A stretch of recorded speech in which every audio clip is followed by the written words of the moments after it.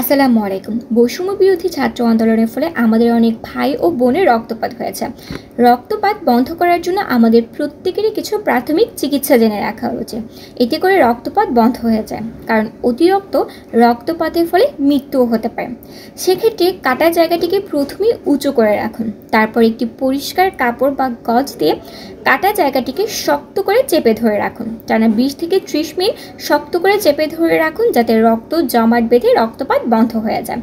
সাথে এক টুকরো বরফও ব্যবহার করতে পারেন। তবে উল্লেখ্য, এই 20 থেকে 30 মিনিটের মধ্যে একটু পরপর কাপড়টিকে উঠিয়ে দেখার চেষ্টা করা যাবে না রক্তপাত বন্ধ হয়েছে কি হয়নি, কারণ এতে করে কাটা জায়গার উপর চাপ কমে যায় এবং পুনরায় রক্তপাত শুরু হয়।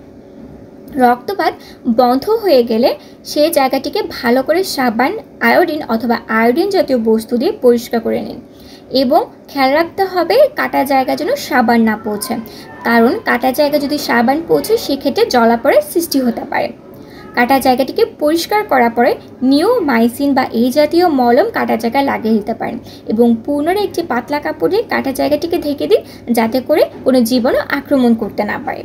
সাধারণ ব্যান্ডেজ বা স্টিকারযুক্ত ব্যান্ডেজ যাই লাগান না কেন, প্রতিদিন অন্তত একবার ব্যান্ডেজ পরিবর্তন করুন এবং ব্যান্ডেজ পরিবর্তন করার পর খেয়াল করুন কাটা জায়গাটি ফুলে গেছে কিনা বা লালচে হয়ে গেছে কিনা।